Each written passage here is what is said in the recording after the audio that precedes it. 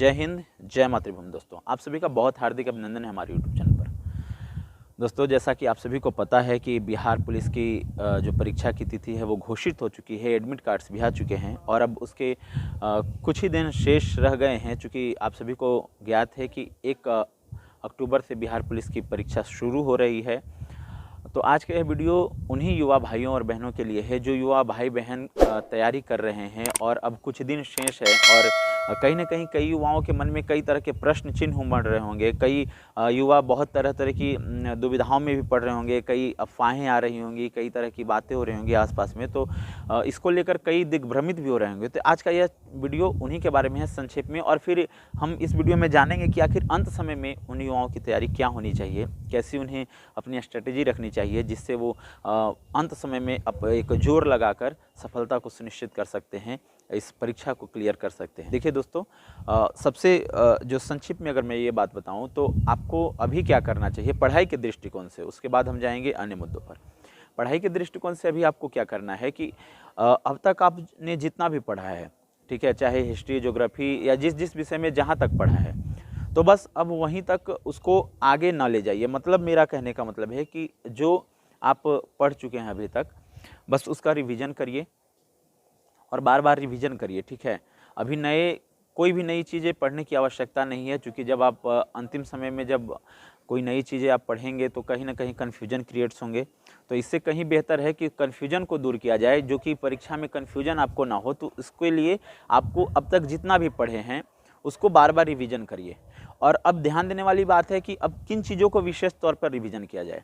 तो देखिए, मेरा मानना है कि जो आपका स्ट्रॉन्ग जोन है, जिस विषय को आप ज़्यादा कंफर्टेबली समझते हैं, जिस विषय में आपको लगते हैं कि नहीं इसमें से हम अच्छे स्कोर कर सकते हैं, जैसे हिस्ट्री, ज्योग्राफी, पॉलिटी, खास करके ऐसे सब्जेक्ट जो हैं आर्ट्स वाले सब्जेक्ट, थोड़ी बहुत हिंदी को भी ध्यान रखना है, तो इन सभी विषयों को, या साइंस हो गया, तो इसमें से आप पहले उसको चुन लीजिए कि कौन सा पहले हमारा आसानी से रिवीजन हो जाएगा।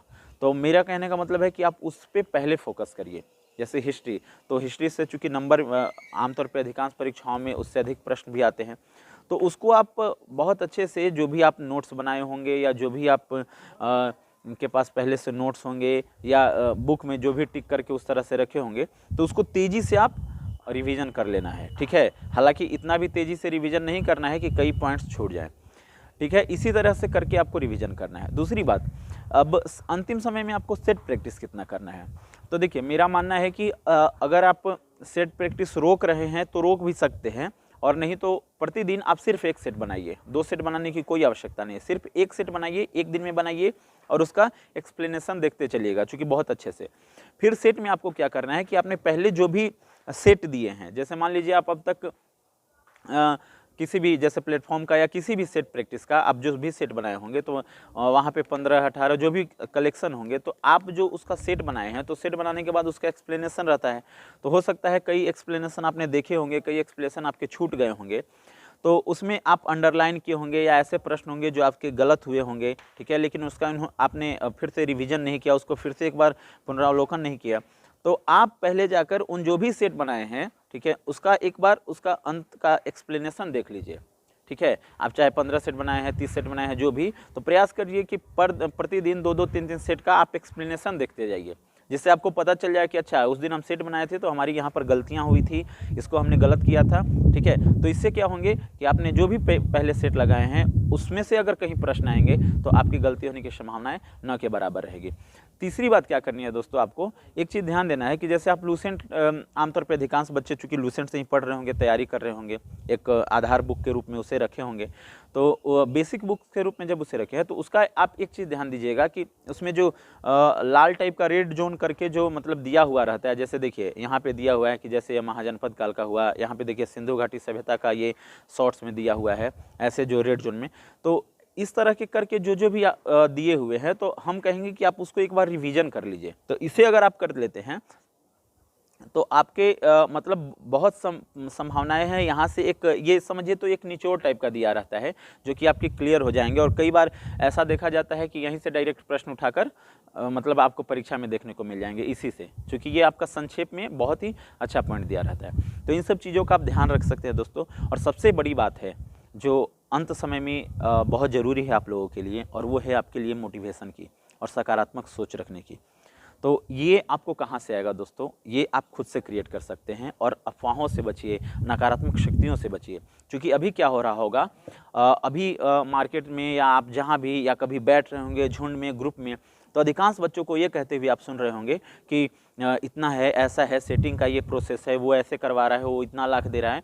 तो मैं कहूँगा कि आप इन सब चीज़ों से दूर रहिए, ठीक है, नकारात्मक शक्तियों से दूर रहिए। क्योंकि बहुत सारे सेटर क्या करते हैं, और आमतौर पे जो सेटर होते हैं वो यही करते हैं कि आपके पैसे लेकर भी भाग जाएंगे, आपका रिजल्ट भी रुक जाएगा, और नहीं तो आपके मेरिट्स पे ही रिजल्ट आपके बन जाएंगे, और अंत में वो कह देंगे कि देखिए हमने यहाँ पर आपका करवाया था ना, और नहीं होगा तो फिर कह देंगे कि नहीं देखो हम प्रयास तो किए, नहीं होगा, और आपको फिर लगेगा कि चलो भाई पैसा भी नहीं लिया।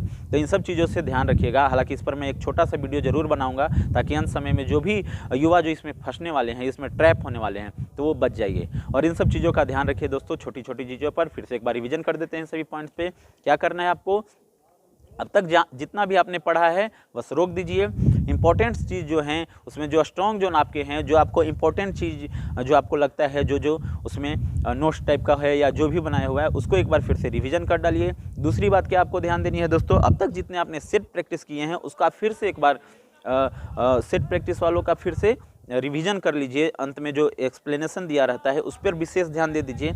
और तीसरी सबसे बड़ी बात है दोस्तों, जो आपका रेड जोन दिया हुआ है, जो ये लूसेंट ये सब में, उसको फिर से आप ध्यान दीजिएगा, ठीक है, क्योंकि उसको एक बार याद कर लीजिएगा एक रिवीजन के तौर पर। ज़्यादा समय नहीं लगेगा। जैसे आप हिस्ट्री में जाइएगा तो मुझे लगता है 2-3-4 घंटों में आप 20-25 पेज का रिवीजन कर लीजिएगा। फिर ज्योग्राफी में ऐसे करके, तो आप एक शेड्यूल टाइप का थोड़ा सा बना लीजिए शॉर्ट में, अंतिम समय में, और इसको पूरी तरह से तैयार कर लीजिए। और ध्यान रखिए दोस्तों, अंत में आपका किया गया मेहनत बहुत ही परिवर्तनकारी साबित हो सकता है, बहुत ही आपका एक निर्णायक साबित हो सकता है, और होगा भी क्यों ना दोस्तों। क्योंकि अब थोड़ा सा आप जो है ना, आप नींद लीजिए, सही है, लेकिन थोड़ा सा पढ़ने के ड्यूरेशन को बढ़ा दीजिए। क्योंकि कहा जाता है ना कि कभी कभी सफलता के लिए जो आपकी है ताली की जो है, सफलता की ताली को, वो अंतिम चाबी भी खोल सकती है। तो वही बात है यहाँ पर भी, आप अंत समय में एक जोर लगा दीजिए और भरपूर जोर लगाइए, और मुझे उम्मीद है आप सफलता तक पहुँचिएगा। ये मेरी शुभकामनाएं है आप सभी से। और अगला वीडियो में एक छोटा सा लाऊंगा कि अफवाहों से कैसे बचे, बिहार पुलिस में आपको कैसे ट्रैप किया जाता है, कैसे सेटर ट्रैप करते हैं, उसके बारे में संक्षेप रूप से बताऊंगा। और नकारात्मक शक्तियों से दूर रहिएगा। जो नेगेटिव लोग होंगे, जो नेगेटिव एस्पेक्ट्स होंगे, उससे दूर रहिएगा, उससे बचकर काम करिए, तो आप निश्चित रूप से सफल होइएगा दोस्तों। हमारी शुभकामनाएं आपके साथ है, मेहनत करिए। फिर मिलते हैं अगले वीडियो में एक नई जानकारी के साथ। तब तक के लिए जय हिंद, जय मातृभूमि, वंदे मातरम। धन्यवाद।